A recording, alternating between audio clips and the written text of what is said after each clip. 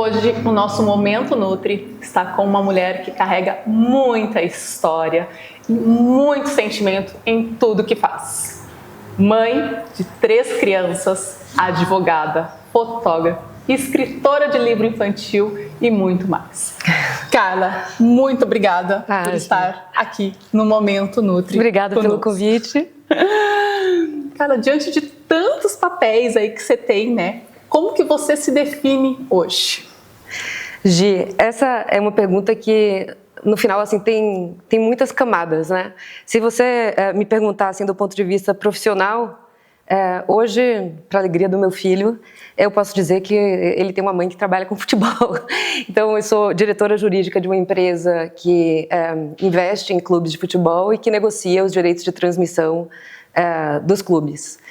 Mas eu, no final do dia, sou muito mais do que isso, assim como eu acho que cada um de nós também é. Só entre acordar hoje e estar aqui, eu já devo ter desempenhado uns 5 papéis diferentes. Então, no fim, eu acho que a gente não precisa tentar achar uma definição única do que a gente é. Porque é da soma de todas essas diferentes coisas que a gente faz, que nos motivam, que transforma cada um aquilo que cada um carrega. Então, eu não busco ter uma definição para mim.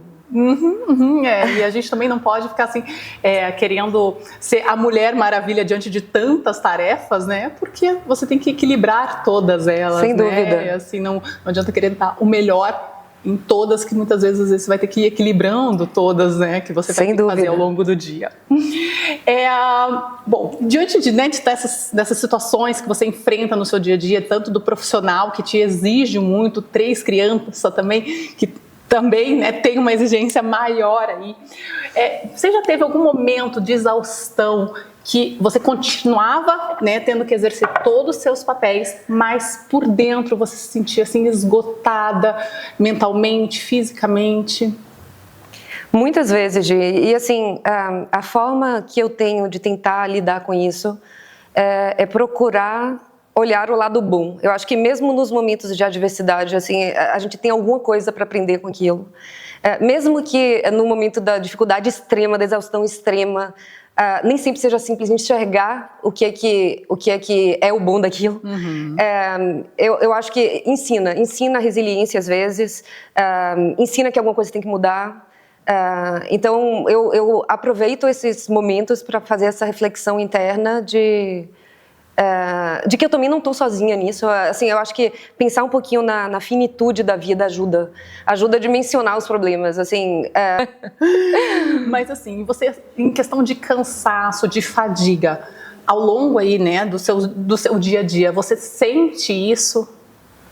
Sinto, e eu acabo descontando de alguma forma no meu sono, onde eu sinto o pior impacto, assim, do cansaço, de tudo que eu não consegui dar conta, e eu sei que eu dou conta de muito, mas eu também sei perfeitamente que eu não dou conta de tudo.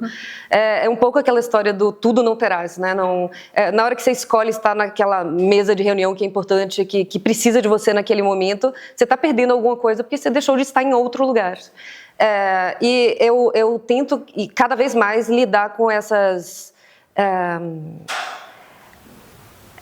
certeza de que a gente não pode abraçar tudo ao mesmo tempo sempre, de uma forma a me perdoar mais por isso. Tipo, a gente dá o nosso melhor, e eu dou o meu melhor em tudo que eu posso todos os dias, e o meu melhor, às vezes, em determinados quadrantes da minha vida, não vai ser o melhor que eu posso fazer, mas é o melhor que eu posso fazer naquele momento.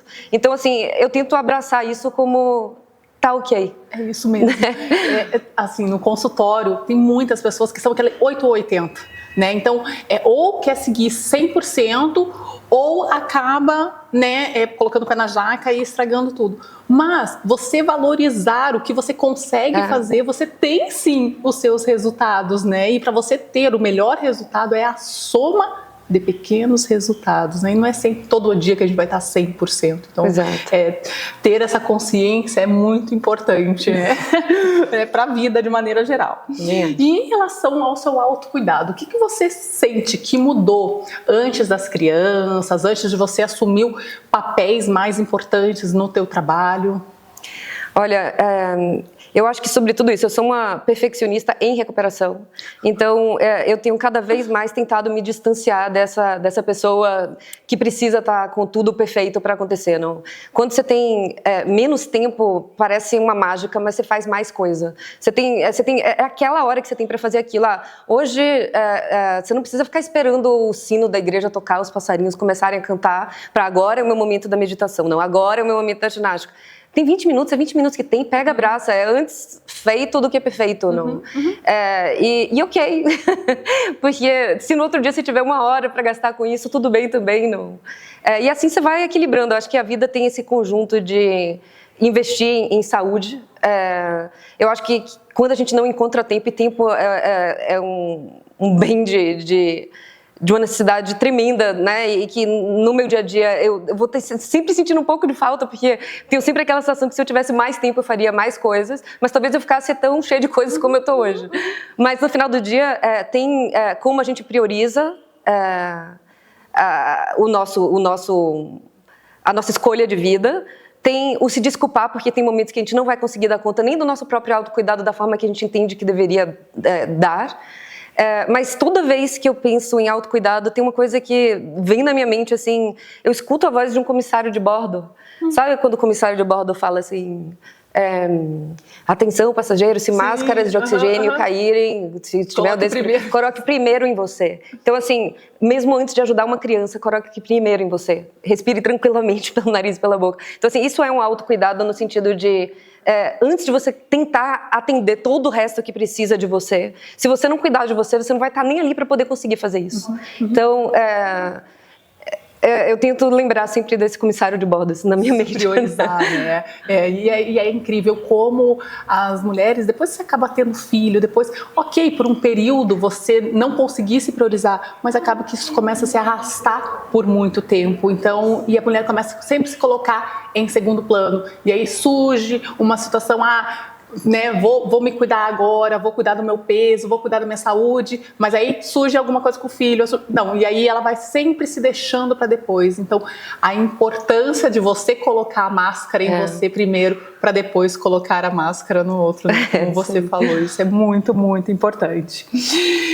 E qual ritual sagrado, assim, que você faz para a questão do seu autocuidado, assim, né, que te gera mais energia, que te gera ânimo para dar conta de todas essas tarefas? Vamos lá, eu tento fazer escolhas inteligentes. Tento, não estou dizendo que eu sempre consigo fazer, não. E escolhas inteligentes, às vezes, até passam por não estar 100% naquilo que eu precisaria estar fazendo se eu quisesse estar mais perfeitamente descansada. Então, às vezes, eu vou topar uma sair de noite e fugir daquilo, porque também vai me fazer bem por outro lado. Eu acho que quando a gente pensa em estar se fazendo bem, a gente tem que olhar, óbvio, tem um componente alimentação que é fundamental, ele trata a gente por dentro, né? Então, a gente sente absolutamente quando consegue estar dentro de uma rotina mais programada, com uma alimentação mais equilibrada, o quanto aquilo faz bem, ao mesmo tempo quantas vezes a gente sai dessa rotina, aquilo parece que suja por dentro, né? Não, em alguns aspectos, mas em alguns aspectos é legal também ter a oportunidade de estar vivendo outras coisas. Então, assim, esse equilíbrio entre viver o que a vida tem para oferecer, que nem sempre passa por todo um ritual de autocuidado, e viver o autocuidado é o que eu busco. Não? E, assim, eu busco ter uma rotina de exercício físico. Se o exercício físico às vezes passa por incluir uma programação familiar de fim de semana, ou de caminhada, ou de cavalo, eu já incluo, porque já né, 2 em 1 é sempre melhor do que um sozinho. E é por aí que eu vou. Não? Ótimo, ótimo. Bom, Carla, você, né, como uma escritora, as suas fotos, elas têm uma sensibilidade maravilhosa. Eu sou super sua fã em relação a isso, né? Você pode dizer, assim, que esse olhar diferente, porque para você tirar uma foto é diferente, você tem que ter uma sensibilidade a mais, até mesmo para você fazer uma escrita mais fluida, mais gostosa, você tem que ter, né, essa sensibilidade aguçada. Você acha que isso também impacta em relação ao seu olhar com o autocuidado, principalmente emocional? Sem dúvida, eu acho que primeiro, obrigada, né, pelo elogio. Não, eu digo que eu faço a fotografia ou escrevo os livros infantis, escrevi 4 durante a licença maternidade, né? Não. E eu fiz e faço ainda isso de uma forma absolutamente intuitiva. Então, assim, eu não tenho formação nisso. Então, é algo que me vem diretamente do coração, de uma certa forma. Não? E, por um lado, se chega em alguém como chegou em você, eu fico muito feliz, porque é fugindo de padrões de técnicas conhecidas, né? Mas é dentro daquilo que me motiva também. Então, eu acho que você encontrar esses espaços que te motivam e encontrar tempo para poder dedicar esse tempo da sua vida para hobbies, para atividades que preenchem você. Por exemplo, as crianças, quando veem uma câmera, já falam, mamãe, quase como se fosse uma parte minha. Não? E ao mesmo tempo eu tô com eles. E, assim, eu posso não estar na foto que eu tirei deles, mas eles sabem que eu estava olhando para eles para tirar a foto que eu tirei. Então, e a foto para mim tem o apelo, assim, de marcou aquele momento, então você volta nela, você relembra, mas é mais do que isso, eu absorvo o momento tirando a foto. Eu vou olhando o momento de uma forma diferente se eu estou com a câmera ou não estou com a câmera. Então isso tudo tem a ver com o meu próprio olhar. Eu sou capaz, às vezes, de fazer isso estando com as crianças, é o tal do 2 em 1, né? Mas eu sou muitas vezes capaz também de acordar mais cedo que todo mundo só para ter esse momento meu. Nossa, que delícia. Né? Você sabe que a ansiedade, o Brasil, assim, é um dos campeões no ranking em relação à ansiedade. E quando você consegue trabalhar mais esse emocional, isso impacta diretamente nesse controle. E o que eu vejo, muito a questão da parte alimentar, das escolhas alimentares, vem muito relacionado à ansiedade. E eu sempre falo, ache algo que te dá prazer, a não ser o alimento. Porque o alimento é um prazer que você pode ter, mas você pode tirar outros prazeres e acionar lá no seu cérebro essa sensação de prazer sem ter que ficar com doce, com pão, com bolo. Então, e aí eu dou algumas dicas, né? Então, desenhar, pintar, escrever num diário. Mas assim, ter a fotografia também, isso é muito gostoso, tanto para esse equilíbrio da ansiedade, e eu vejo às vezes até esse excesso da comida vem por uma questão de ócio.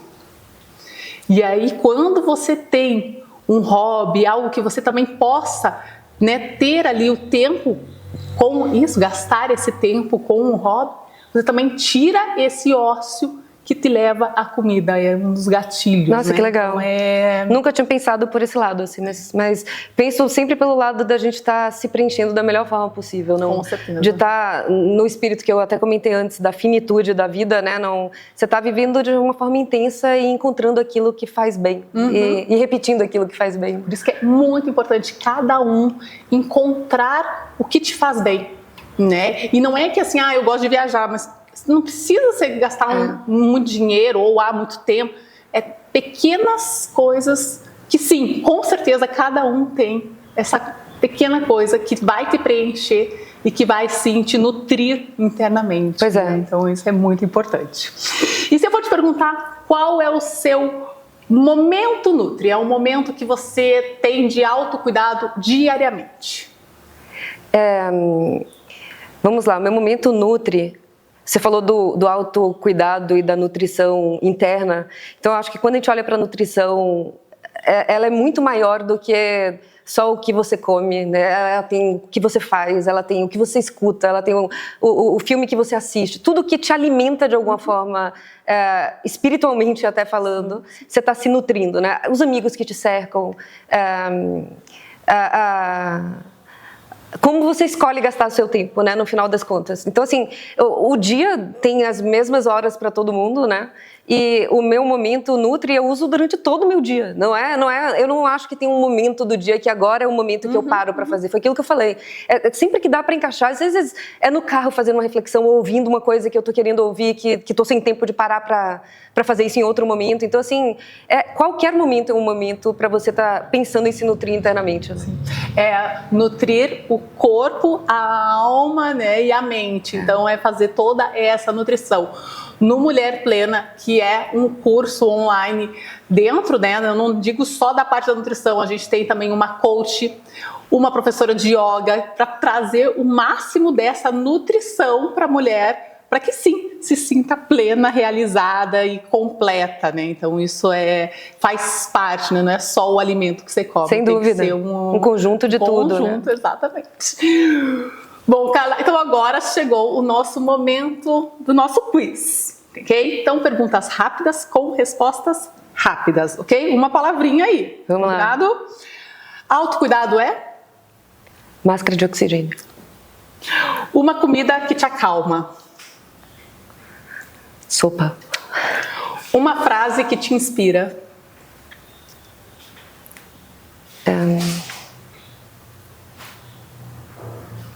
Dê o seu melhor sempre. Algo que aprendeu sobre si depois da maternidade. Abraçar o caos.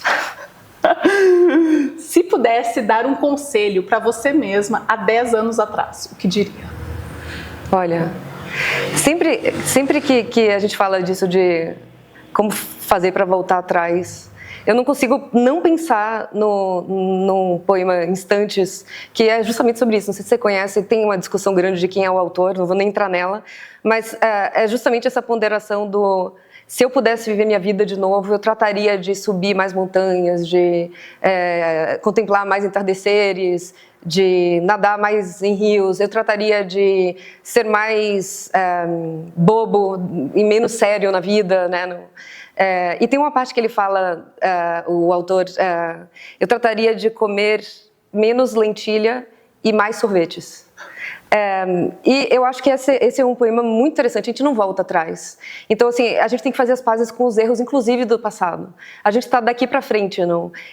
Dentro do que ele fala, eu já contemplo o entardecer, eu já subo as montanhas, Então, eu sinto que eu me preencho nessas conexões. A lentilha eu gosto. Então, assim, eu como de boa a lentilha. Então, assim, olha, tranquilamente, troco até por um sorvete, se for um sorvete mais ou menos, facilmente troco por lentilha. Então, assim, vamos pensar no que a gente pode fazer daqui para frente. O para trás, eu tive momentos... Eu nunca fui uma pessoa parada, sempre tive atividade física na vida, mas tive momentos de tanto pico, principalmente de trabalho, o início pós-parto, que a vida realmente me puxava para não me permitir, dentro do que eu podia fazer, me dedicar a mim, né, criar esses espaços tão necessários. E tudo bem, porque eu precisei passar por isso também para estar onde eu estou, para dar valor a ter o tempo que eu consigo hoje encaixar para ter. É isso, não? É viver o presente, né? É isso aí, Carla, assim, sem ficar o que eu fiz, o que eu não fiz, né? Realmente é viver o presente daqui para frente. Né? Cara, eu quero te agradecer muito pelo esse momento. Muito obrigada pelo convite. Por estar aqui compartilhando um pouquinho aí da sua história, dessa parte, dessa visão do mundo sua. Obrigada. Obrigada a você.